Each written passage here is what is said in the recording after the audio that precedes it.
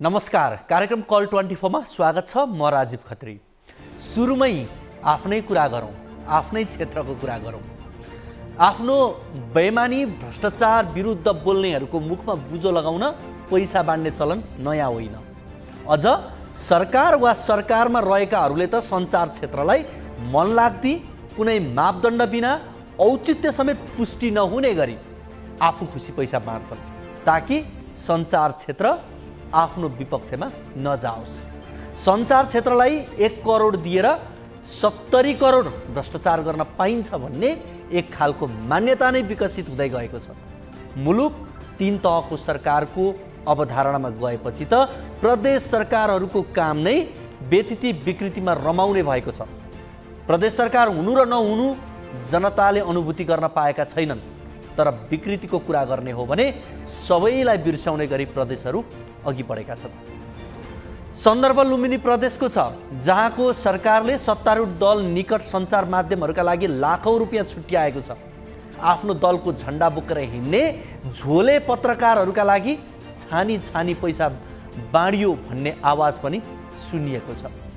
यो प्रसङ्ग आज हाम्रो कार्यक्रमको प्राथमिकतामा परेको छ। वन रक्षकहरूको आँखा छलेर जङ्गलमा रुख काट्ने र बेच्ने प्रवृत्ति लगभग हराएको छ।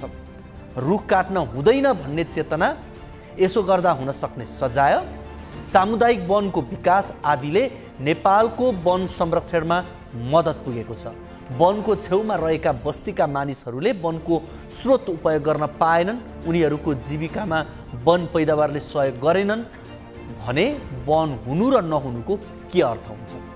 वन नवीकरण गर्न सकिने स्रोत हो, अर्थात् विधि पुर्याएर रुख घाँसपात काट्ने हो भने यो काम सधैँ गरिरहन सकिन्छ। पछिल्लो समय त जङ्गली जनावरहरूलाई व्यावसायिक हिसाबले पालन गर्ने दिशामा पनि सरकार अघि बढेको छ।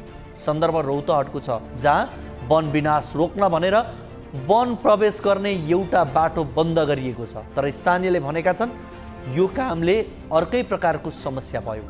यो विषय पनि आज हाम्रो कार्यक्रमको प्राथमिकतामा परेको छ।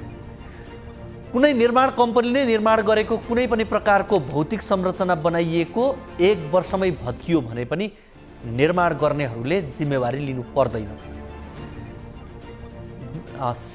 सिक्टा सिँचाइ आयोजनाको नहर भत्किएको विरोधले समेत माफी दिएको थियो।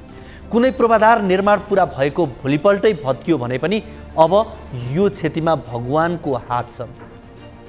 ठेकेदारको कुनै कमजोरी छैन भन्नुपर्ने भयो। आफ्नो कामप्रति जिम्मेवार हुनु, उत्तरदायी बन्न वा बन्नुपर्छ भन्ने मान्यता नै अझै विकास भइसकेको छैन। सडक दुर्घटनामा वर्षेनी धेरैको मृत्यु हुन्छ, तर सडक सुरक्षाको जिम्मा लिएर बसेकाहरूले कहिले पनि माफी माग्दैनन्, कमजोरी सुधार्छौँ भनेर प्रतिबद्धता जनाउँदैनन्, किनभने यहाँ जति छन् सबै जागिरे छन्। यिनलाई तलब भए पुग्छ। कोही मरुन्, कोही बाँचुन्, कोही बर्बाद हुन् वा कोही आवाद हुन्, यिनीहरूलाई फरक पर्दैन। सन्दर्भ मुगु कारागारको छ, जहाँ 3 करोड 10 लाख खर्चेर 8 वर्ष अघि बन्दीगृह बनाइयो, तर अहिले भत्किन, बिग्रिन, टुटफुट हुन थालिसकेको छ। यो विषय पनि आज हाम्रो कार्यक्रमको प्राथमिकतामा परेको छ। वर्षायाममा बाढी पहिरोको जोखिम मात्रै होइन, सवारी दुर्घटना पनि जोखिमको रूपमा बढेको हुन्छ। कतिपय कालोपत्रे सडकमा पानी जम्ने, पानी जमेपछि कालोपत्रे उक्किने, सडकमा खाल्टा हुने र खाल्टामा पानी जम्ने सम्मका समस्या हुन्छन्। वर्षामा कच्ची सडकहरूमा त अझै समस्या हुन्छ। राम्रो ग्राभेल गरिएका सडकहरूमा उति समस्या हुँदैन, तर ग्राभेलको गुणस्तर राम्रो छैन भने त्यस्ता सडकहरूमा सवारी चलाउन कठिन मात्रै होइन, जोखिमपूर्ण पनि हुन्छ। सन्दर्भ ओखलढुङ्गाको छ, जहाँ ग्रामीण भेगका सडक बिग्रिँदा सवारी दुर्घटनाको जोखिम बढेको छ। यो प्रसङ्ग पनि आज हाम्रो कार्यक्रमको प्राथमिकतामा परेको छ। यसको अलावा तपाईँहरूको गुनासोलाई हामी कार्यक्रममा प्रत्यक्ष समेट्नेछौँ।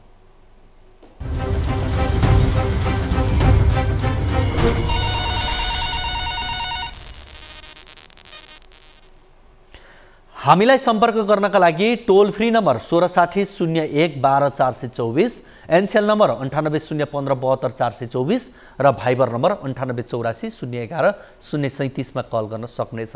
तपाईलाई फोन या भाइबर जुन माध्यम सही लाग्छ त्यही माध्यम उपयोग गरेर आउन सक्नुहुनेछ। जुन कुनै समस्या जुनसुकै जिज्ञासा यहाँले कार्यक्रममा राख्न सक्नुहुनेछ। तपाईले राख्नु भएको समस्याको समाधान र जिज्ञासाको जवाब हामी कार्यक्रममा खोज्ने प्रयास गर्छौं। यति बेला भने हामीसँग कोही दर्शक हाम्रो फोन सम्पर्कमा आउनु भएको छ, उहाँसँग कुराकानी गर्छौं। हजुर नमस्ते। नमस्ते सर। हजुर कहाँबाट को बोल्दै हुनुहुन्छ? म सर्लाही मलंगवाबाट देव कुमार यादव। यादव भन्नुभयो? हजुर देव कुमार यादव सर्लाहीबाट। हजुर देवजी तपाईको समस्या जिज्ञासा के होला? हाम्रो समस्या यो हो सर, हामी त्यो लोकसेवाको तयारी गर्दैछौँ अनि यो अहिलेको जति सरकारी अफिसहरू छन् त्यसमा मात्र करारमा लिने गर्दछ त अनि हामीहरू तयारी गरेर के गर्ने? मैले तपाईको अलिकति आवाज प्रष्ट बुझेको छैन, फेरि भन्नुस् त। सर हामी लोकसेवाको तयारी अहिले गरिरहेछौँ अनि यो सरकारी जति अफिसहरू छ नि कार्यालयहरू त्यसमा मात्र यो करारमा मात्र लिने काम गरिरहेछ अनि त्यो लोकसेवाले माग फारम पठाउनलाई भन्छ कति चाहिन्छ भनेर त्यो दिँदैन अनि करारमा राख्छ। यही हाम्रो समस्या हो। हजुर यसको लागि त्यो निकायलाई केही पहल गरिदिनु पर्यो लोकसेवा कार्यालयलाई। जस्तो उदाहरणको लागि अहिले त्यो तपाईले यो करारमा मात्र राखिएको छ भनेर कहाँको सन्दर्भमा भन्नुभएको? यो सबै अफिसमा त त्यस्तै छ, जस्तो स्थानीय निकायमा पनि त्यस्तै छ, प्रदेशमा पनि त्यस्तै छ। अहिले लोकसेवाको तपाई लोकसेवाको तयारीमा हुनुहुन्छ? हजुर। अनि करारमा राख्यो जसले गर्दा चाहिँ लोकसेवा पढेर आउने या लोकसेवाको परीक्षामा सहभागी भएर आउनेहरूलाई चाहिँ समस्या भयो भन्ने यहाँको कुरा हो हैन? करारमा हुने चाहिँ प्राय निकाल्दैन अनि कहाँबाट हामी फाइट गर्ने? 1-2 जना सिट मात्र निकाल्छ, सबै आफ्नो करारमा लिन्छ अनि त्यही भएर। जस्तो उदाहरणको लागि अहिले सर्लाही जिल्लाको त्यो अदालत छ नि त्यसमा भर्खर यो चैत महिनामा 10 जना राख्यो। त्यो जनकपुरको जिल्ला अदालत छ माघ फागुनतिर 5 जना कम्प्युटर अपरेटर राख्यो। त्यो भन्छ यो कमलासी नगरपालिकामा भर्खरै 17 जना कम्प्युटर अपरेटर करारमै राख्यो। सबै अफिसमा करारमै राखिन्छ भने यो लोकसेवाको के काम? कुनै इक्जामै लिँदैन अनि हुँदैन, सिटै निकाल्दैन भने यो हामी तयारी गर्ने मान्छेहरूलाई के हुन्छ? विद्यार्थीहरूलाई के हुन्छ? देवकुमारजी यहाँले यसलाई तपाईले राख्नु भएको यो समस्यालाई हामीले अभिव्यक्तिको रूपमा लिएका छौं। तपाईले यो समग्र जो लोकसेवाको तयारीमा रहनुभएका विद्यार्थी भनौं या करारमा मात्रै कर्मचारी राख्ने र लोकसेवा मार्फत सहभागी गराएर कर्मचारी नियुक्ति नगर्ने हो भने लोकसेवाको के काम भनेर यहाँले एउटा जुन प्रश्न उब्जाउनु भएको छ, समग्र यहाँले अहिले देशभरिको यो माहौललाई मध्यनजर गरेर यहाँले यो अभिव्यक्ति राख्नु भएकोमा यहाँलाई धेरै धेरै धन्यवाद दिन्छौँ हामी। धन्यवाद। हस् हामीसँग देवकुमार यादव हुनुहुन्थ्यो।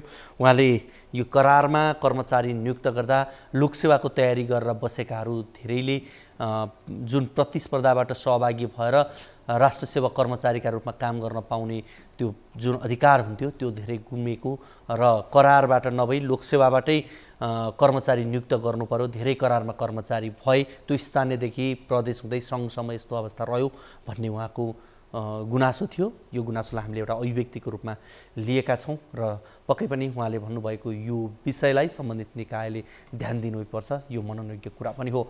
कार्यक्रममा यति बेला भने लागौँ एउटा रिपोर्टतर्फ। लुम्बिनी प्रदेश सरकारले सञ्चार क्षेत्रलाई बजेट छुट्याउने क्रममा विगतको शैलीलाई निरन्तरता दिएको छ। विगतमा पहुँचकै आधारमा सञ्चार क्षेत्रमा मनपरी बजेट छुट्याउने निर्णय विवादित भएको थियो। सरकार निकट सञ्चार संस्थाहरूलाई लाखौं बजेट छुट्याएर सरकारी कोषको दुरुपयोग भएकोले विरोध नै भएको हो। तर यो वर्ष पनि लुम्बिनी प्रदेश सरकारले गल्ती सुधारमा कुनै चासो दिएन। रूपन्देहीबाट टिभी जर्नलिस्ट विमल पुरीको यो रिपोर्ट हेरौँ।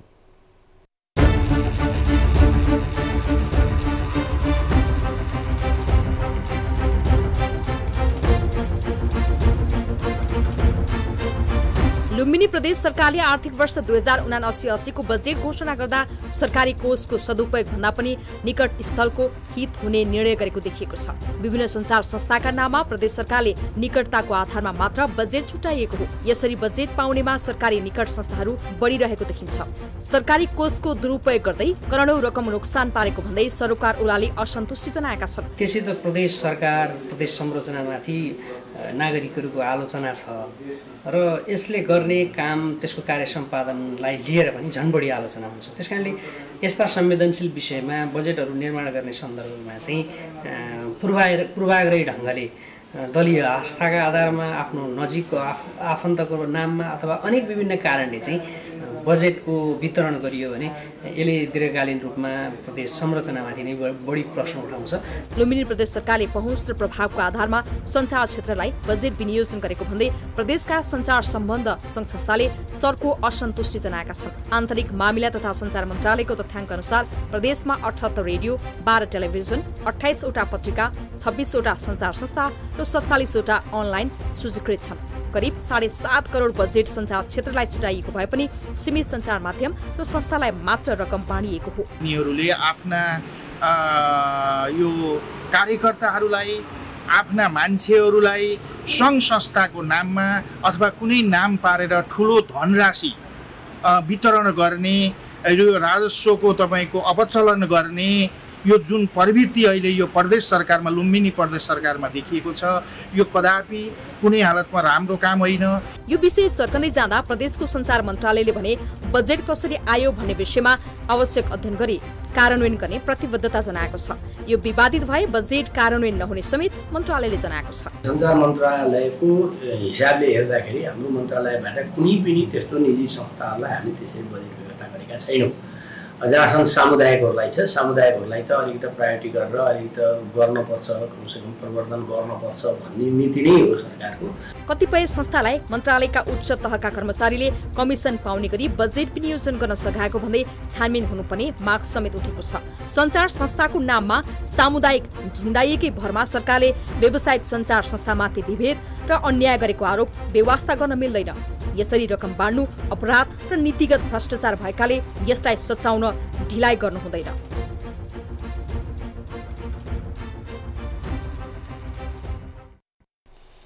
बजेटमा हेर्ने हो भने सदुपयोग भन्दा पनि निकटस्थको हित हुने निर्णय गरेको देखिएको छ। विभिन्न सञ्चार संस्थाका नाममा प्रदेश सरकारले निकटताको आधारमा मात्रै बजेट छुट्याएको हो। यसरी बजेट पाउनेमा सरकार निकट संस्थाहरू बढिरहेको देखिएको छ। यसै विषयमा कुराकानी गर्नका लागि यति बेला हामीसँग लुम्बिनी प्रदेशका आन्तरिक मामिला तथा सञ्चार मन्त्री तिलकराम शर्मा हाम्रो फोन सम्पर्कमा हुनुहुन्छ। उहाँसँग कुराकानी गर्छौँ। मन्त्रीज्यू, यहाँलाई कार्यक्रम कल 24 मा स्वागत छ। हजुर मन्त्रीज्यू, हजुर यहाँलाई कार्यक्रम कल 24 मा स्वागत छ। धन्यवाद। हजुर तपाईको नेटवर्कमा अलिकति समस्या जस्तो मैले देखेको छु। नेटवर्कमा समस्या छ, म जंगलमा छु बाटोमा। राम्रो नेटवर्क। ठिकै छ, मन्त्रीज्यूसँग कुराकानी गर्न अलिकति असहज होला जस्तो छ। हामी पछि फेरि यहाँसँग कुराकानी गर्छौँ। यहाँको अडियो बुझ्न हामीलाई थोरै समस्या भएको छ। हस्, धन्यवाद।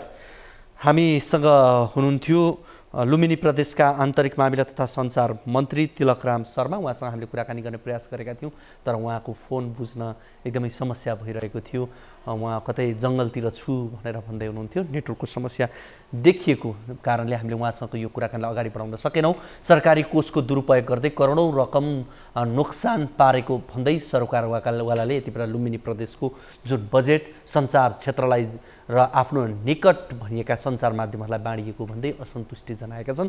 लुम्बिनी प्रदेश सरकारले पहुँच र प्रभावका आधारमा सञ्चार क्षेत्रलाई बजेट विनियोजन गरेको भन्दै प्रदेश सञ्चार सम्बद्ध सङ्घ संस्थाले चर्को असन्तुष्टि जनाएका हुन्। आन्तरिक मामिला तथा सञ्चार मन्त्रालयको तथ्याङ्क अनुसार प्रदेशमा 78 रेडियो, 12 टेलिभिजन, 28 वटा पत्रिका, 26 वटा सञ्चार संस्था र 47 वटा अनलाइन सूचीकृत छन्। यति बेला हामीसँग यसै विषयमा कुराकानी गर्नका लागि नेपाल पत्रकार महासङ्घ लुम्बिनी प्रदेशका महासचिव विक्रम खड्का हाम्रो फोन सम्पर्कमा हुनुहुन्छ। उहाँसँग कुराकानी गर्छौँ। विक्रमजी, यहाँलाई कार्यक्रम कल 24 मा स्वागत छ। हजुर धन्यवाद हजुर। हजुर, अब यो प्रदेश सरकारले हरेक वर्ष जस्तै भनौँ, यो वर्ष मात्रै होइन गएका वर्षहरूमा पनि आफ्ना निकटस्थ सञ्चार गृहहरूलाई, पत्रकारहरूलाई विभिन्न बाहनामा पैसा बाँड्ने कामहरू गरेको देखिन्छ। यसलाई चाहिँ पत्रकार महासङ्घ लुम्बिनी प्रदेश तपाईँ महासचिवको हैसियतबाट चाहिँ कसरी हेर्नु भएको छ? अब यो विषयमा हामीले अघिल्लो वर्ष पनि भनेका थियौँ, सुरुवातदेखि नै प्रदेश सरकार स्थापनापछि नै प्रदेश सरकार भनेको अब यो एक खालको अभिभावक हो। आफ्नो अभिभावकीय ढङ्गले यहाँका सञ्चार माध्यम सञ्चार संस्थाहरूलाई त्यही रूपमा हेर्ने र त्यही ढङ्गले व्यवहार गर्नुपर्छ भन्ने हाम्रो मान्यता थियो। तर यो सांसदहरूको सिलिङको नाममा चाहिँ पूर्वाग्रही ढङ्गले अथवा आफू निकटस्थ सञ्चार माध्यमहरूलाई बजेट विनियोजन गर्ने ट्रेन्ड विकसित भएको छ। यो अत्यन्तै गलत छ र यस्ता खालका क्रियाकलापहरूले समाजमा विभेद बढाउँछ र यसले चाहिँ गलत ढङ्गको मेसेज पनि जान्छ। त्यस कारणले हामीले त संस्थागत रूपमै यस्ता खालका गतिविधिहरू नगर्नुहोस् भनेर सुझाव दिइरहेका छौँ, तर ती गतिविधिहरू रोकिएका छन्। यो खेदजनक छ। यो बाँड्नुपर्ने या लिनुपर्ने अवस्था भनेको चाहिँ कसैलाई कुनै सञ्चार माध्यमलाई 1 करोड दिइसकिसकेपछि जति पनि त्यसभन्दा माथिको चाहिँ मैले घोटाला गरेँ भने पनि ती मिडियाहरू नबोलुन्, बोल्दैनन् भन्ने हिसाबले नै दिने त होला नि, होइन?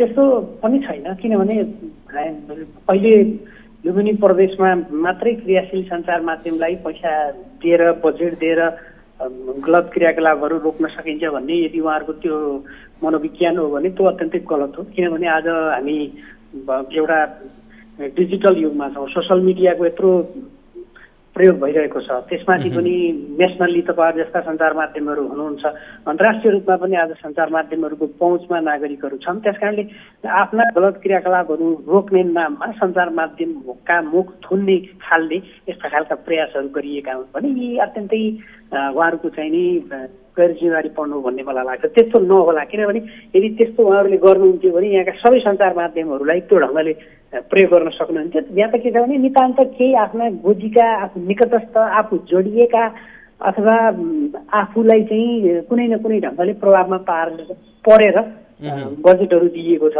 र चाहिँ हामीले यो विषयमा आइसके पछाडि हामीले यहाँका सञ्चार मन्त्रीसँग पनि कुराकानी गऱ्यौँ। उहाँको पनि भनाइ के छ भनेदेखि कुनै पनि प्रत्यक्ष निर्वाचित सांसदको 1.5 करोडको सिलिङ छ, उहाँले आफ्नो 1.5 करोडमा कुला, नाला, सिँचाइ, बाटो, पुलिसका लागि बजेट हाल्नुहुन्छ। त्यस्तै एउटा स्थानीय एफएमको लागि पनि उहाँले चाहिँ त्यो एफएमको उपकरण खरिदका लागि पैसा हालिदिनुहुन्छ। त्यसरी सांसदको विकास कोषबाट पैसा आयो, अर्को सांसद त्यही ढङ्गले हाल्नुहुन्छ। यसरी आएको छ। हामीले चाहिँ नीतिगत रूपमा अर्कालाई दिने अर्कालाई नदिने छैन, तर त्यसरी सिलिङमा उहाँहरूले घोषाउँदाखेरि चाहिँ गलत भएको छ भन्ने कुरा चाहिँ उहाँहरूले पनि स्वीकार्नु भएको छ, तर त्यसलाई रोक्न चाहिँ सक्नु भएको छैन। अब सञ्चार माध्यमको स्तरोन्नतिका लागि या पत्रकारको उसको व्यक्तित्व विकासका लागि राज्यले खर्च गर्नु या खर्च गर्न खोज्नुलाई स्वाभाविक रूपमा लिन सकिएला, तर कतिपय अवस्थामा चाहिँ अगाडि सामुदायिक झुन्ड्याएकै भरमा सरकारले व्यावसायिक सञ्चार माध्यमसँग लाई पनि अलिकति फरक तरिकाले हेरेको भने जस्तो पनि कुरा सुनिन्छ। हुन त अब यो हाम्रो प्रसङ्ग चाहिँ तपाईँ र म यहाँ कुराकानी गर्दै गर्दा तपाईँ लुम्बिनी प्रदेशको महासचिव हुनुहुन्छ, तपाईँ अब तपाईँले नपाएको भएर तपाईँले यो कुण्ठा पोखेको हो कि भन्ने तपाईँलाई नै आरोप लाग्न सक्ला, या मैले यहाँबाट बोल्दै गर्दाखेरि न्युज 24बाट यिनीहरूले नि पाएनछन् र बोले भन्ने पनि अर्थ लाग्न सक्ला भन्नेलाई त होइन। तर यो फरक, यो विभेद या यस्तो किसिमको किन हुन्छ, या यसलाई पारदर्शी तरिकाले पत्रकारको व्यावसायिक जीवनमा उसलाई काम लाग्ने गरी या सञ्चार माध्यमको पनि अप्ठ्यारोमै परेकाहरूलाई चाहिँ ल यो क्षेत्रमा चाहिँ हामी पैसा दियौँ है भनेर भन्ने अवस्था बनाउन किन सकिँदैन, किन सक्दैन? एकदमै सही कुरा गर्नु हो तपाईँले। बजेट निर्माण वितरणको पनि एउटा आफ्नै सिद्धान्त होला, होइन? एउटा चाहिने एउटा मापदण्ड त हुन्छ नि। हामीले सामान्य घर परिवारमा चाहिँ कसले पहिला खाने अथवा कसलाई चाहिँ कुन थालमा खाने भनेर यसरी त एउटा जनरली मापदण्ड बनाउँछौँ भनेदेखि यो त राज्य हो। राज्यले त आफूले कसरी आफ्ना सन्तानहरूलाई, आफ्नो क्षेत्रका नागरिकहरूलाई समुन्नत बनाउने, समानुपातिक ढङ्गले, न्याययुत ढङ्गले उहाँहरूलाई न्याय गर्ने भन्ने विषय त राज्यले सोच्नुपर्छ। त्यसका लागि नीति छन्, ऐन छन्। यी सबै नीति ऐन मापदण्डहरूलाई चाहिँ पालना नगरिकन हजुवाका भरमा दलीय निकटस्थताका आधारमा, कतिपय चाहिँ नि आफ्नो क्षेत्रीयताका आधारमा यसरी चाहिँ राज्यको पैसा वितरण गर्न मिल्दैन। यो कुनै पनि नजरले, कुनै पनि तपाईँको लुम्बिनी प्रदेशका ऐन कानुनहरूले यस्तो भन्दैन। त्यस कारणले यी कुराहरू गलत छन्। उहाँहरूले बजेट बनाउँदा, बजेटका सिलिङहरू निर्माण गर्दाखेरि हामी के गर्दैछौँ, कसका लागि यो पैसा हाल्दैछौँ, त्यहाँ एउटा संस्थालाई, एउटा कुनै सामुदायिक संस्थालाई हामीले 50 लाख रुपियाँ वितरण गर्छौँ भने त्यही छेउमा रहेको अर्को सामुदायिक संस्थाका हितमा चाहिँ के गर्ने त, त्यो पनि त बोल्नु पर्ला नि त। त्यस कारणले यहाँ के छ भनेदेखि पाएर बोले नपाएर नबोले भन्दा पनि हाम्रो आधार त के हो भने हामी पत्रकार महासङ्घ छात्र संस्था हामीले सुरुदेखि भन्दैछौँ राज्य अभिभावकको समानुपातिक ढङ्गले सञ्चार माध्यम सञ्चारकर्मीहरूको क्षमता अभिवृद्धि गर्ने, समानुपातिक ढङ्गले विज्ञापनको वितरण गर्ने, यी कामहरूमा चाहिँ नि राज्यले काम गरोस्। त्यसका लागि हामी सहयोग गर्न, सहजीकरण गर्न तयार छौँ। तर आग्रह, पूर्वाग्रह र हजुवाका तालमा यी नियम विपरीत बाहिर गएर बजेटहरू बाँड्ने, निर्माण गर्ने कुराले चाहिँ यसलाई प्रदेश सरकारलाई पनि राम्रो गर्दैन। सरकारलाई अहिले प्रदेश संरचनाप्रति नै नागरिकको जुन नेगेटिभिटी बढिरहेको छ, यस्ता क्रियाकलापले झन् बढाउँछ। त्यस कारणले आज कसैलाई पैसा दिएर नबोल्ने गराउनु अथवा कसैलाई दिएर नबोल्ने गराउनुले कुनै अर्थ राख्दैन। यो नागरिकहरूले कुनै न कुनै ढङ्गले जज गरिरहेका हुन्छन्। यसको जवाब प्रदेश सरकारले दिनुपर्छ। हस्, कुराकानीका लागि यहाँलाई धेरै धेरै धन्यवाद। धन्यवाद। हामीसँग हुनुहुन्थ्यो नेपाल पत्रकार महासङ्घ लुम्बिनी प्रदेशका महासचिव विक्रम खड्का। उहाँसँग हामीले कुराकानी गऱ्यौँ। विशेष गरी लुम्बिनी प्रदेश सरकारले जुन तपाईँहरूले सञ्चार माध्यमका नाममा या आफ्ना निकटस्थ पत्रकारहरूका नाममा, सञ्चारकर्मीका नाममा पैसा वितरण गरेको छ, यससँग सम्बन्धित भएर हामीले उहाँसँग कुराकानी गरेका हौँ। करिब 7.5 करोड बजेट सञ्चार क्षेत्रलाई छुट्याएको छ देखिन्छ लुम्बिनी प्रदेश सरकारले, र सीमित सञ्चार माध्यम र संस्थालाई मात्र रकम बाँडिएको यहाँ देखिन्छ र आफ्नो पक्षधरलाई आफ्नो पोल्टामा पार्नका लागि, आफ्नो पकडमा पार्नका लागि यो बाँडेको देखिन्छ। यो विषय चर्किँदै जाँदा प्रदेशको सञ्चार मन्त्रालयले पनि बजेट कसरी आयो भन्ने विषयमा आवश्यक अध्ययन गरी कार्यान्वयन गर्ने प्रतिबद्धता पनि जनाएको छ र यो विवादित भए बजेट कार्यान्वयन नहुने समेत मन्त्रालयले जनाइसकेको छ। यो प्रसङ्ग यहाँहरू बिच हामीले राख्यौँ। यति बेला भने अब हामी लाग्छौँ अर्को रिपोर्टतर्फ। वन अनि जनताको नङ र मासुको सम्बन्ध रहेको हुन्छ। जनताले सरकारसँग मिलेर वनको संरक्षण गर्ने अनि जनताले वनबाट वन पैदावार प्रयोग गरेर आफ्नो आवश्यक दैनिकी चलाउने गरेका छन्। जनताले वनको उपयोगसँगै संरक्षणको नीति नेपाल सरकारले लिएको छ। जनतालाई आफै वनको संरक्षण गर्न भनेर सरकारले साझेदारी सामुदायिक वनको योजना अघि सारेको हो। सरकार एक्लैको प्रयासले वनको संरक्षण गर्न नसकिने भन्दै यसको संरक्षणका लागि स्थानीयसँग उसले हातेमालो गर्दै आइरहेको छ। स्थानीयले वनको संरक्षण गर्दै त्यसको उपभोग पनि गर्दै आइरहेका छन्। तर रौतहटको गुजरा नगरपालिकाका वन कार्यालयले वनमा हुने चोरी तस्करी रोक्न भन्दै वन जाने बाटोमा अवरोध सिर्जना गरेपछि वनको संरक्षणमा लागेका अनि वनमा आश्रित स्थानीय भने मर्कामा परेका छन्। रौतहटबाट टिभी जर्नलिस्ट बाल विक्रम कार्कीको यो रिपोर्ट हेरौँ।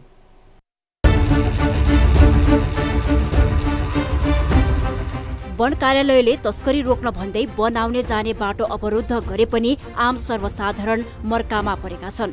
रौतहटको गुजरा नगरपालिकामा रहेका राष्ट्रिय तथा साझेदारी वनमा जाने बाटोमा चोचा सब डिभिजनले वन तस्करी रोक्न भन्दै अवरोध सृजना गरेको छ।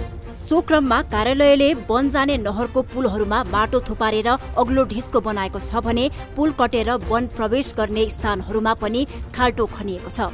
वन प्रवेश गर्ने मुख्य बाटोहरूमा अग्लो ढिस्को र खाल्टो भएपछि स्थानीयलाई पनि वनमा आवत जावत गर्न गाह्रो भइरहेको छ। वनले चोरी तस्करी रोक्न यसरी अवरोध गरेको जनाए पनि स्थानीयहरू भने समस्यामा परेको गुनासो गर्छन्।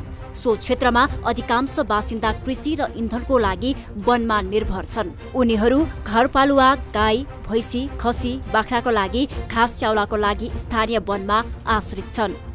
उनीहरूले वनबाट घाँस स्याउला ल्याएर गाईबस्तु पाल्ने गरेका छन् भने खाना पकाउन दाउरा पनि वनबाटै ल्याउने गरेका छन्। तर वन कार्यालयले तस्करी नियन्त्रण गर्ने नाममा वन जाने बाटो अवरोध गरेपछि स्थानीयहरूलाई सकस भएको छ।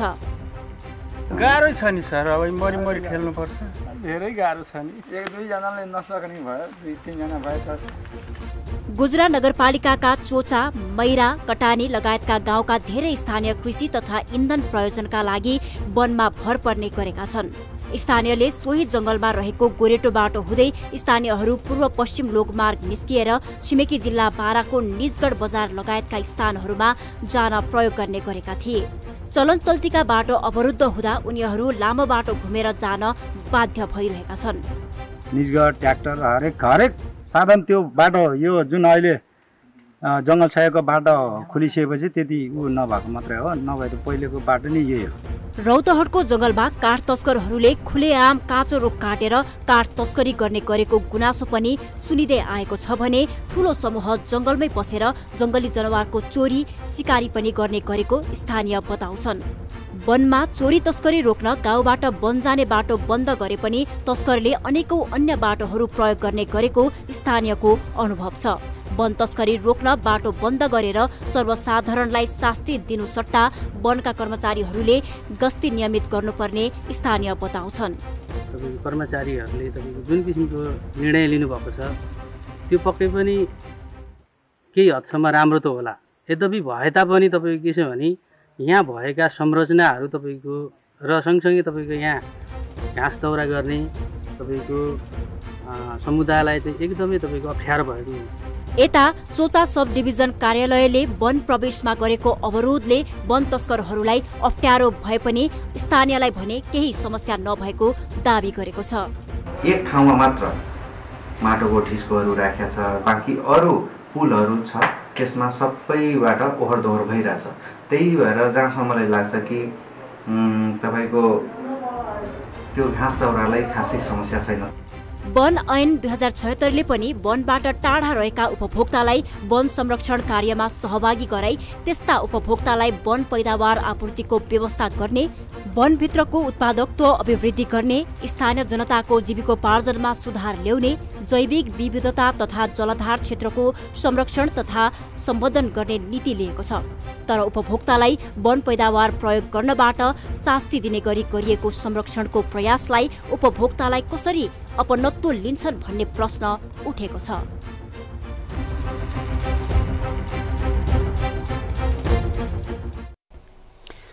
दर्शकवृन्द, यसै विषयमा कुराकानी गर्नका लागि हामीसँग स्थानीय विक्रम मगर हाम्रो फोन सम्पर्कमा हुनुहुन्छ। उहाँसँग कुराकानी गरौँ।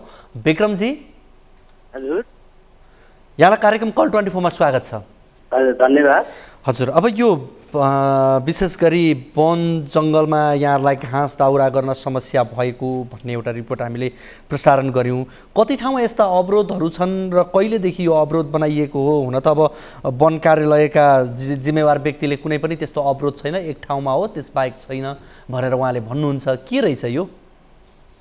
तपाईँको लगभग आजभन्दा 5-6 वर्ष अगाडिदेखि तपाईँको हाम्रो तपाईँको गुजरा नगरपालिका वार्ड नम्बर 2 मा चाहिँ तपाईँको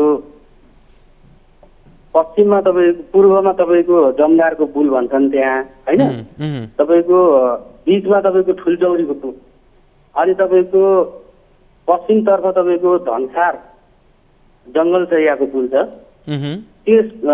त्यो तपाईँको त्यो धनसार र जङ्गल सैयाको पुलको बाटोले चाहिँ तपाईँको हाम्रो तपाईँको महेन्द्र राजमार्ग जुन तपाईँको त्यो चाहिँ तपाईँको टच हुने हुन्छ। त्यसमा चाहिँ तपाईँको के छ भने अहिले तपाईँको अधिकांश तपाईँको धनसारको जङ्गल सैयाको पुल बाहेक तपाईँको त्यहाँ अहिले तपाईँको जेसिबीले तपाईँको खनेर सञ्चालनमा भइरहेको पुल र बाटोहरू तपाईँको के छ भने झिस्को उठाएर तपाईँको सिमेन्टको जडान गरेर तपाईँको के छ भने सर्वसाधारण जनताहरूलाई तपाईँको घाँस दाउरा सँगसँगै तपाईँको के छ भने स्याउला पत्कर गर्नको लागि अति नै कठिनाइ भएको अवस्था छ। त्यहाँ तपाईँको के छ भने अधिकांश तपाईँको गुजरा नगरपालिका वार्ड नम्बर 2 सँगसँगै तपाईँको गुजरा नगरपालिका भरिको तपाईँको 5वटा वार्ड त्यो तपाईँको यो जङ्गलमा तपाईँको के छ भने आश्रित छन्। हेर्नुहोस्, घाँस दाउरा, घाँस स्याउला र पत्करको लागि हेर्नुहोस्। तर तपाईँको के छ भने त्यही तपाईँको धनसारको पुल, तपाईँको ठुलचौरीको पुल, तपाईँको के छ भने जमदारको पुल हुँदै तपाईँको के छ भने राजमार्गमा निक्लिएर तपाईँको आजभन्दा 6-7 वर्ष अगाडि तपाईँको के छ भने ट्र्याक्टर पनि जान्थ्यो त्यहाँ, तपाईँको साइकल जान्थ्यो, मोटर बाइक तपाईँको के छ भने पराल लिएर तपाईँको र तपाईँको सँगसँगै तपाईँको लत्का भन्ने ठाउँ छ त्यहाँ लत्काको राजमार्गमा धनसार लत्काको राजमार्ग निक्लिएर तपाईँको के छ भने हुन्छ म तपाईसँग म कुराकानी गर्छु। यति बेला हामीसँग हिरोई चौधरी वन अधिकृत चोचा सब डिभिजन वन कार्यालयको हुनुहुन्छ, उहाँसँग हामी कुराकानी गर्छौँ। हिरोईजी यहाँलाई कार्यक्रम कल 24 मा स्वागत छ। अब हुन त यहाँहरूले वन कार्यालयले वन संरक्षणमा चासो र तदारुकता देखाउनु भएको राम्रो होला, यो तरिका अब सबै कुरा ठिकै होला, तर स्थानीयलाई चाहिँ घाँस दाउरा गर्नलाई अप्ठ्यारो भयो, यहाँहरूले बाटोमा चाहिँ विभिन्न अवरोधहरू राखिदिनु भयो भन्ने कुरा स्थानीयको सुनियो, के हो सर? त्यस्तो केही अवरोध हामीले केही गरेको होइन सर। चोचा सब डिभिजनको जुन सिमाना छ सर, त्यो सिमाना अन्तर्गत हामीले 1-2 ठाउँमा मात्र त्यस्तो त्यो माटोको ढिस्कोहरू अलि राखेको त्यो वन संरक्षण गर्नलाई होइन, तर त्यहाँबाट पनि अहिले पनि त्यहाँ घाँस दाउराहरू गएकै छ सर। हामीले त्यसलाई केही रोकटोक केही त्यस्तो गरेको छैन। तर कस्तो भइदियो भने सर त्यहाँबाट अब त्यो रुख के अरे त्यो घाँस दाउरा मात्र नभएर तपाईँको त्यो काठहरू तस्करीहरू पनि हुने भएकोले हामीले खास मुख्य कुरो त्यसलाई हामीले संरक्षण गर्नलाई गरेको हो सर। ठिक छ, यहाँहरूले जुन उद्देश्य राख्नु भएको छ त्यो उद्देश्यप्रति हाम्रो कुनै पनि आशंका या कुनै केही होइन, राम्रै सोचेर यहाँहरूले गर्नुभएको त देखियो। तर मात्रै यति के भयो भने स्थानीयले चाहिँ घाँस दाउरा गर्नका लागि हामीलाई दुःख भयो, जुन हामीले भिडियोमा पनि देखाइरहेका छौँ। उहाँहरूले त्यहाँबाट साइकलमा घाँस दाउरा गर्दै गर्दा उहाँहरूलाई भएको अप्ठ्यारो यहाँ दृश्यमा पनि देख्न सकिन्छ। यो अवरुद्ध चाहिँ यसलाई अर्को कुनै विकल्प केही प्रयोग गर्न सकिन्थ्यो कि भन्ने एउटा कुरा। अर्को चाहिँ जस्तो तपाईहरूले यो माध्यम यो किसिमको व्यवस्था गरे पनि चोरी निकासी गर्नेले अरू बाटोबाट अरू चोर बाटो प्रयोग गर्नेले गरेकै छन् भन्ने पनि स्थानीयको आरोप छ के? फेरि होइन सर, आरोप लाउने त धेरै हुन सक्छ सर, तर कस्तो भयो भने तपाईँको अब त्यो बागमती सिँचाइ नहर छ होइन सर, बागमती सिँचाइ नहरमा ठाउँ ठाउँमा पुल बनाएको छ, त्यही घाँस दाउरा ओसार पसार गर्नलाई यो मुख्य होइन सर। तर अब त्यो बागमती सिँचाइ नहरमा अहिले पानी छ सर, त्यहाँ पानी भइसकेपछि अब काठ तस्करहरू पनि त्यो पानी भएर लग्न सक्दैन होइन, लग्ने भनेको त्यही पुलबाट हो। तर कस्तो भइदियो भने हजुरको त्यहाँ स्थानीयहरूले घाँस र दाउरा ल्याउँदा पनि जुन हाम्रो वन ऐन अनुसार जुन नियम छ, जुन साझेदारी वनले त्यहाँ होर्डिङ बोर्ड राखेको छ त्यो अनुसार पनि फलो गर्दैनन् सर। त्यहाँ अब तपाईँको सालको त्यो सानो लाछाहरू बिरुवाहरू तिनीहरू पनि घाँस नै काटेर पनि ल्याउने गर्दछ। त्यही भएर पनि यो काठ सँगसँगै त्यो घाँस र दाउराहरूलाई पनि अलिकति कन्ट्रोल गर्नै पर्ने भएर हामीलाई अलिक गाह्रो भयो सर। त्यही भएर हामीले त्यस्तो गरेको हो। त्यसमा हामीले स्थानीयहरूले खासै केही दुःख दिएको हाम्रो त्यो हामीसँग स्थानीय विक्रम मगर पनि हुनुहुन्छ, उहाँको पनि थोरै कुराकानी सुनिदिनुहोस् है त उहाँको। विक्रमजी, हजुर हजुर, अब स्थानीयहरूले पनि घाँस दाउराको नाममा चाहिँ अब जुन अलिकति वनले संरक्षित भनेर राखिएका बिरुवाहरू काटिदिने अन्य अवस्था रहेको कारणले गर्दा हामीले यो गरेका हौँ, त्यति धेरै दुःख पनि दिने नियत हाम्रो छैन भन्ने उहाँको कुरा छ नि त। यो कुरो चाहिँ म के भन्छु भने हाम्रो तपाईँको उहाँ सरलाई तपाईँको के छ भने ठिक छ, हामी पनि बुझ्छौँ कि हरियो वन नेपालको तनेर जङ्गलसँग हाम्रो जीवन जोडिएको छ। तर के छ भने सञ्चालनमा भइरहेको बाटो पुलहरू तपाईँको के छ भने यसरी तपाईँको जेसिबीले खनेर ढिस्को लगाएर तपाईँको के छ भने जनतालाई शास्ति दिने काम भइरहेछ। के छ भने नेपाल सरकारले त उहाँहरूलाई त सेवा सुविधा उपलब्ध गराएको छ। हेर्नुहोस्, उहाँहरूले त तपाईँको के छ भने नियमित रूपमा तपाईँको के छ भने गस्ती गर्नु पर्यो। तपाईँको ठाउँ ठाउँमा चेक पोइन्टहरूमा तपाईँको के छ भने गाउँडा गाउँमा तपाईँको उहाँहरूको ड्युटी गर्नु पर्यो। ड्युटी हेर्नुहोस् तब न तपाईँको के छ भने त्यहाँदेखि चाहिँ तपाईँको के छ भने घाँसो दाउरा कसले काटिरहेको छ। यसो गरौँ त विक्रमजी, जस्तो स्थानीयले वनको उपभोग गर्दै त्यसको संरक्षण गर्ने दायित्व पनि हो, त्यस अर्थले अब यहाँहरूको भूमिका सबैको भइहाल्छ। के भइदिएदेखि चाहिँ वनको पनि संरक्षण हुन्थ्यो, तपाईँहरूलाई पनि सहज हुन्थ्यो भन्ने कुरा हो। भन्नुहोस् त, हिरोहित सर यहीँ हुनुहुन्छ, उहाँलाई नै भन्नुहोस् न तपाईँले। के छ भने तपाईँको सर्वप्रथम त तपाईँको हाम्रो पनि दायित्व हो तपाईँको के छ भने जङ्गलको तपाईँको संरक्षण र सम्बोधन गर्नु, यसमा कुनै दुई मत छैन। तपाईँको उहाँहरूले पनि तपाईँको के छ भने समुदायसँग समन्वय गर्दै आगामी दिनहरूमा तपाईँको महिनाको एकचोटि या तपाईँको हप्ताको शनिबार एकचोटि तपाईँको दौराको लागि या तपाईँ के छ भने एउटा तपाईँको नीतिगत ढङ्गले तपाईँको योजनाबद्ध ढङ्गले तपाईँ के छ भने एउटा योजना बनाएर तपाईँको त्यसलाई कार्यान्वयनमा ल्याउनु पर्यो। अर्को कुरो के छ भने त्यो तपाईँको जुन उत्खनन तपाईँको जुन बाटोहरू खनेर तपाईँको जुन अवस्था अहिले तपाईँको बाटो सञ्चालन भइरहेको बाटोहरूलाई जीर्ण अवस्थामा बनाएको छ त्यसलाई परिमार्जन गरेर तपाईँको के छ भने केही तपाईँको उहाँहरूले पनि नियमित रूपमा तपाईँको गस्ती गरिदिनु पर्यो। त्यसको लागि तपाईँको हाम्रो के छ भने एकदम सकारात्मक भूमिका रहन्छ, हाम्रो प्रतिबद्धता हो। उहाँलाई म अहिले यही नै आग्रह गर्न चाहन्छु। हिरोइजी, अब उहाँले भनेकै कुरामा मैले अलिकति जोड दिँदै यहाँलाई त्यसमा गस्ती बढाउने भन्ने कुरा उहाँले राख्नुभएको छ, त्यसलाई चाहिँ अलिकति प्राथमिकतामा राख्न सक्यो र स्थानीयलाई सहज बनाउन सक्यो भने के होला अन्त्यमा? वन संरक्षण हाम्रो पहिलो प्राथमिकता हो सर, होइन? त्यसपछि अरू सेकेन्डरी प्रायोरिटीहरू हो सर। वन संरक्षण गर्नकै लागि हामी त्यहाँ खटेको हो सर। सायद अहोरात्र हामी खटेका छौँ सर। हामीलाई गाह्रो छ सर, किनकि हामी वन संरक्षण कर्मी हो। हामी जङ्गलमा पनि यस्तो बर्खाको बेलामा पनि जानुपर्छ, होइन? त्यहाँ हामी जाँदा त्यहाँ हेर्छौँ सर, त्यहाँ घाँस दाउरेहरूलाई पनि नहेरेको होइन सर। वन संरक्षण भनेको तपाईँको त्यो घाँस दाउरा सँगसँगै त्यो वन काठ चोर्नेहरूको पनि हो सर। त्यही भएर सर हामी त्यहाँ जाँदा त्यो घाँस काट्नेहरू मान्छेहरू प्राय तपाईँको अब पहिला त साइकलमा जान्थ्यो सर, कोही डोको बोकेर जान्थ्यो, होइन सर? अहिले त कुनै बेला अब मोटरसाइकल लिएर जाँदो रहेछ। अब हेर्नुहोस् त सर, अब कुनै आज मोटरसाइकल लिएर जाँदैछ मान्छेहरू घाँस काट्न, भोलि टायर या ट्र्याक्टर पनि लग्न सक्छ। हामीले गस्ती त नगरेको होइन, गस्ती त एकदम धेरै छ सर, तीव्र रूपमा छ। त्यही भएर त हामीले थाहा हुन्छ कतिखेर घाँस कतिखेर काठ गइरहेछ। तिनीहरूको संरक्षण गर्ने हाम्रो वन कार्यालय मात्र दायित्व हो र सर। वन उपभोक्ता त उहाँहरू पनि त हो नि। उपभोक्ताहरूलाई हामीले के अरे वन सामुदायिक वन हस्तान्तरण सदुपयोग र त्यो गर्नलाई हामीले दिएको हो, तर उहाँहरूले पनि आफ्नो दायित्व सम्झिनुपर्छ सर। ठिक छ। अब पक्कै तपाईँहरू दुवै पक्षले दुवै तर्फबाट वनको संरक्षण गर्दै उपभोग गर्नुपर्छ भन्ने कुरामा यहाँ दुई मत रहेन, तर एकअर्कालाई सहज बनाउने भन्ने कुरा मात्रै रह्यो। यहाँहरूले आपसी छलफलबाट गर्न सक्ने कुरा पनि रह्यो। हामीले एउटा यो माध्यम मात्रै यहाँ बनाएका हौँ, यहाँहरूको आपसी छलफल होस्, कुराकानी होस्, सौहार्दपूर्ण तरिकाले उपभोग गर्ने र तपाईँहरूलाई पनि उहाँहरूबाट सुरक्षित अनुभूत हुने अवस्था रहोस्। यहाँहरू दुवैजनालाई धेरै धेरै धन्यवाद यो कुराकानीका लागि। हजुर हजुर।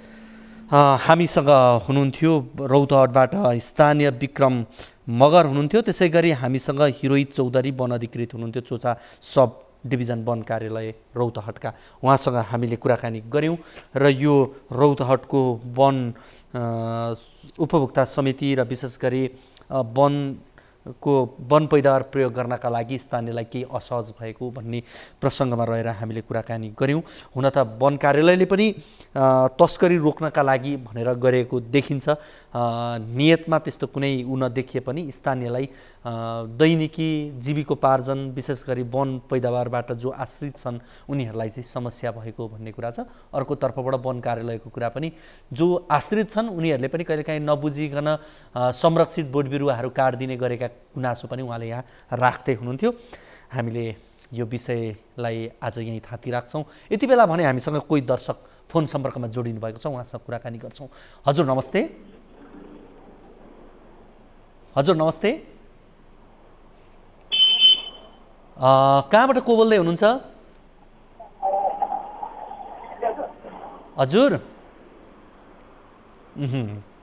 हामीसँग कोही दर्शक हुनुहुन्थ्यो, उहाँसँग हामी कुराकानी गर्ने प्रयासमा थियौँ। तपाईँ पनि हामीलाई फोन गर्न सक्नुहुनेछ, जसका लागि हामीले यहाँहरूलाई केही नम्बरहरू दिइरहेका छौँ जुन यहाँहरूले स्क्रिनमा पनि देख्न सक्नुहुनेछ र हामीलाई देखिरहनु भएको छ। हामीलाई फोन गर्न सक्नुहुनेछ। हाम्रो टोल फ्री नम्बर रहेको छ 1660 1 12 424, त्यसै गरी एनसेल नम्बर रहेको छ 98 015 72 424 र त्यसै गरी भाइबर नम्बर रहेको छ 98 84 011 037 हामीलाई कल गर्न सक्नुहुनेछ। कार्यक्रममा यति बेला भने लागौँ अर्को रिपोर्टतर्फ। मुगुको सदरमुकाम गमगढी बजारमा 16 जना क्षमता भएको महिला बन्दीगृह जीर्ण भएको छ। 2071 सालमा नै 3 करोड 10 लाख भन्दा बढी रकममा निर्माण गरेको यो भवन प्रयोगमा नआउँदै बिग्रन थालेको छ। हाल भवनको झ्याल ढोका शौचालय र भर्याङ भत्किने अवस्थामा पुग्दा ठुलो लगानी डुब्ने अवस्था बनेको छ। मुगुबाट टिभी जर्नलिस्ट दानबहादुर बुढाको यो रिपोर्ट हेरौँ।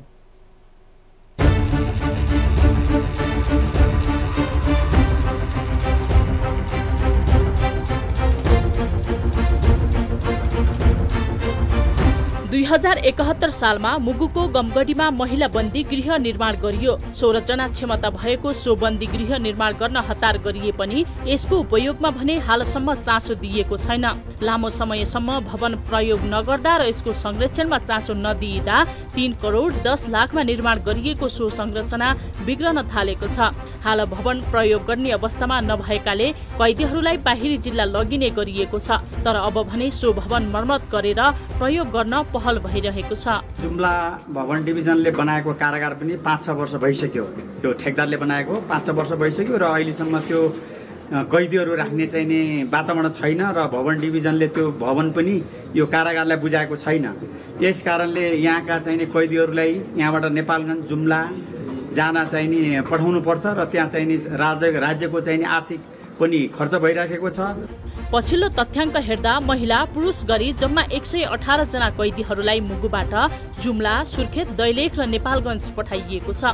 एकजना कैदीलाई जिल्ला बाहिर लिन राज्य कोषबाट 60,000 देखि 1 लाखसम्म रकम खर्च हुनका साथै सो काम चुनौतीपूर्ण हुने गरेको छ। जुम्ला अनि 1-2 चाहिँ सुर्खेत अनि त्यसपछि अब कुनै बाल सुधार गृह नभएर चाहिँ नेपालगञ्ज पठाउने गरेका छौँ र विगत प्रायः त हामीलाई गाडीबाट अब लिनुपर्ने जुम्ला लिँदाखेरि अब यहाँको बाटो यहाँको मौसमले गर्दाखेरि हामीलाई एकदम असहज हुन्छ। सुरक्षाको दृष्टिकोणले गर्दाखेरि पनि चाहे म अथवा हाम्रो कोही साथीहरू जाँदाखेरि पनि कैदीबन्दीलाई जुम्ला हस्तान्तरण पुगाउन्जेलसम्म हामी तनाव नै भइरहेको हुन्छ र राज्यको पनि खर्च भइरहेको हुन्छ। भवन बने पनि पर्याप्त बजेट नआउँदा कारागार सञ्चालनको काम कठिन भएको हो। भवन डिभिजन कार्यालय जुम्लाले यस वर्ष भने 3 करोड बजेट विनियोजन गरेको छ। सोको उपयोग गरेर प्रशासनले कारागारको भवन पुनर्निर्माण, घेरबार तथा अन्य समस्या समाधान गर्दै तत्काल महिला कैदी गृह मात्रै भए पनि सञ्चालनमा ल्याउने तयारी गरेको छ। कैदी बन्दीहरूलाई पनि अत्यन्त चाहिँ तपाईँको दुःख भयो। त्यसकारण जुम्लासम्म जानु आफन्त भेटघाट गर्नु पनि अत्यन्त खर्चिलो हुने त्यो कारणले यो छिटो सञ्चालनमा ल्याउनु पर्यो, यसको लागि पहल गर्नु पर्यो भन्ने हिसाबले चाहिँ पुरा गरेर अगाडि बढाउँदा यो वर्ष चाहिँ 90 लाखको बजेट आएको रहेछ। सरकारी कोषको उपयोग गरी भवन निर्माण भएपछि त्यसको उपयोग र संरक्षणमा पर्याप्त चासो दिन सक्नुपर्छ। यो काम गर्न नसक्ने हो भने जनताबाट उठाइएको करको दुरुपयोग हुने गरी भवन बनाएर अल्पत्र गर्ने काम बन्द गर्नुपर्छ। यो गम्भीर विषयमा सम्बन्धित निकायको ध्यान पुग्नु पर्ने देखिन्छ।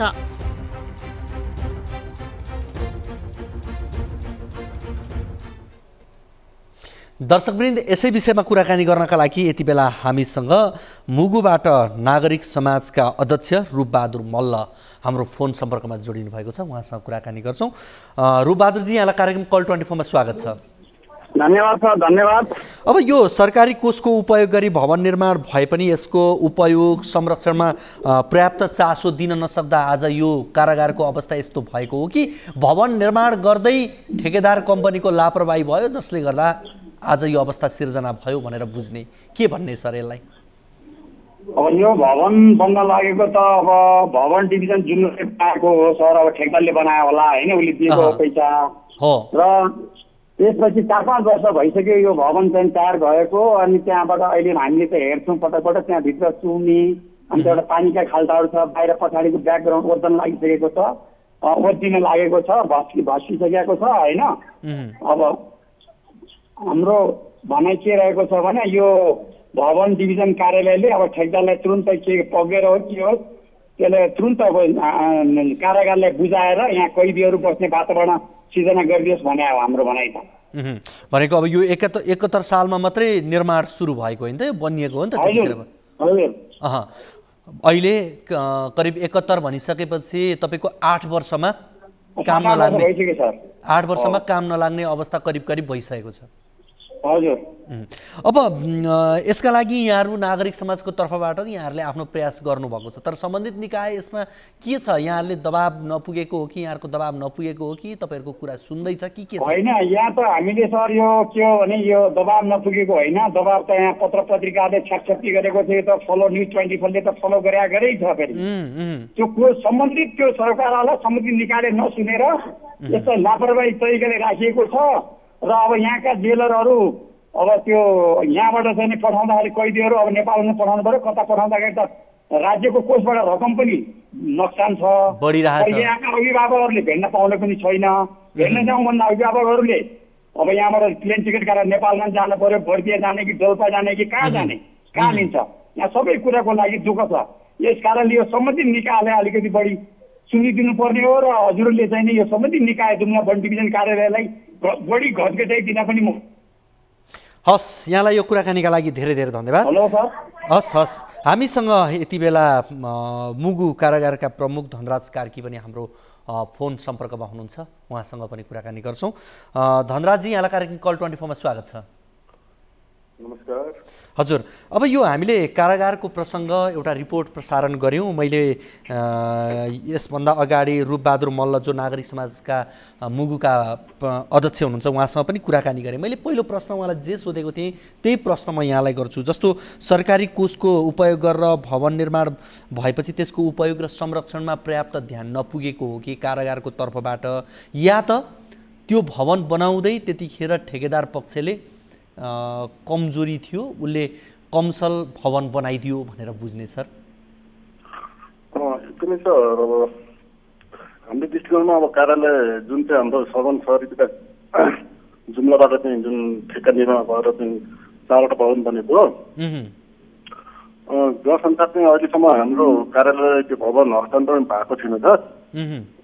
र जुन चाहिँ त्यहाँ बन्नुपर्ने चाहिँ महिला बन्दी गृह हो त्यो पनि 16 जना क्षमता भएको, जुन त्यो 16 जना क्षमता भएको बन्दी गृह पनि पूर्ण रूपमा चाहिँ घेरबारको पनि छैन सर। त्यो कुनै पनि त्यो नभए हुनाले सुरक्षा दृष्टिकोणले पनि कैदीहरूलाई त्यहाँ राख्न नसक्ने, अनि त्यस्तो भएर अहिलेसम्म चाहिँ त्यो नबुझिएको छ। अब यो चाहिँ 16 जना क्षमता भएको बन्दी गृह होइन त यो अहिलेको यो भवनको हामीले जुन चर्चा गरेका छौँ त्यो होइन? हजुर, महिला बन्दी गृह सर, त्यो पुरुष होइन, पुरुषको लागि महिलाहरूको यो महिलाहरूको सन्दर्भकै मात्रै कुरा गरिरहेको छु। यो अहिले एकजना गृहबन्दी के अरे कोही बन्दीलाई चाहिँ कुनै ठाउँमा पठाउनु पर्यो, जुम्ला लगायतका अन्य ठाउँमा पठाउनु पर्यो भने कति खर्च हुन्छ? लगभग यस्तो हुन्छ सर, अब हामी अब मौसम एकदमै क्लियर भएर अनि अब बन्दी पनि कैदी बन्दी चाहिँ जुन चाहिँ अब सामान्य खालको भनौँ न, अब त्यस्तो चाहिँ कुनै अप्ठ्यारो स्थिति नभएको भएपछि सुरक्षा पनि कमै जान्छ। र अनि अब त्यस्तो मौसम खराब नभएपछि जस 2 दिनमा 2.5 दिनमा हामी जुम्ला पुर्याउँछौँ। हाम्रो नजिकको कारागार भनेको जुम्ला हो।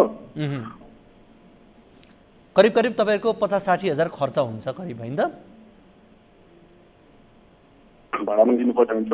हजुर। अब मैले जोड्न खोजेको यति मात्रै हो कि भवन बनाइयो, करोडौँ लाखौँ रुपियाँ खर्च गरियो, 3 करोड 10 लाख खर्च भएको देखिन्छ, त्यो प्रभावकारी त्यहाँ बन्न सकेन। अर्कोतर्फ अब कैदीलाई अहिले अन्यत्र जिल्ला लानु परेको छ, त्यहाँ पनि खर्च नै छ। यसका लागि चाहिँ अब तपाईँले भने जस्तै यो हस्तान्तरण पनि भइसकेको छैन भनेदेखि अब के छ, के कुरा भएको छ? यसलाई यो कमजोरी हटाउनको लागि ठेकेदारलाई बोलाएर बनाउन लगाउने भन्ने कुरा छ कि अब उसले त बनाइसक्यो, अब केही गर्न नसक्ने अवस्थामा पुगेको हो? यसको बारेमा अस्ति सिडिओ साहब सहित सबै सुरक्षा टोलीहरू बसेर हामीले सदन सहरी विकास जुम्लामा हामीले उ गर्दाखेरि झन्डै 3 करोड 80 लाख हो। अहिले फेरि चाहिँ त्यो महिला बन्दी गृह घेरबा र अनि त्यो जुन चाहिँ डिजिटल ब्लक जो सुरक्षाको मापदण्डले पुग्ने हिसाबले चाहिँ अस्ति 3 करोड 80 लाखको झन्डै ठेक्का भएको छ। यो अब 79-80 कार्तिक मसान्तसम्म चाहिँ भइसक्नु पर्ने भन्ने ठेक्का भएको छ। अब त्यसपछि त्यो निर्माण भइसकेपछि सञ्चालनमा आउँछ होला। हस्, कुराकानीका लागि यहाँलाई धेरै धेरै धन्यवाद। हामीसँग हुनुहुन्थ्यो मुगु कारागारका प्रमुख धनराज कार्की, उहाँसँग कुराकानी गऱ्यौँ हामीले। 2071 सालमा मुगुको गमगढीमा महिला बन्दी गृह निर्माण गरिएको र त्यो भवन यति बेला जीर्ण बनेको प्रसङ्गको यो रिपोर्ट यहाँहरू बिच राखेका थियौँ। र 16 जना क्षमता भएको सो बन्दी गृह निर्माण गर्न हतार गरिए पनि यसको उपयोगमा भने हालसम्म चासो दिएको देखिँदैन। लामो समयसम्म भवनको प्रयोग नगर्दा र यसको संरक्षणमा चासो नदिँदा 3 करोड 10 लाखमा निर्माण गरिएको सो संरचना बिग्रन थालेको छ। हाल भवन प्रयोग गर्ने अवस्थामा नभएकाले कैदीहरूलाई बाहिरी जिल्ला लग्ने गरिएको पनि छ।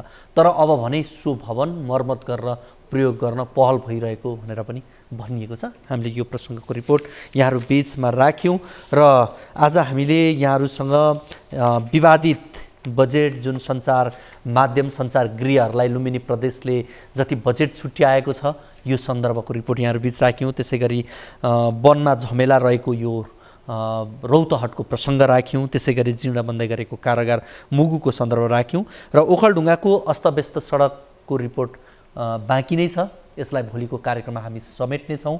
आजको कार्यक्रमको निर्धारित समय सकिसकेको छ। भोलिको कार्यक्रममा हामी अन्य विषयहरूसहित उपस्थित हुने नै छौँ।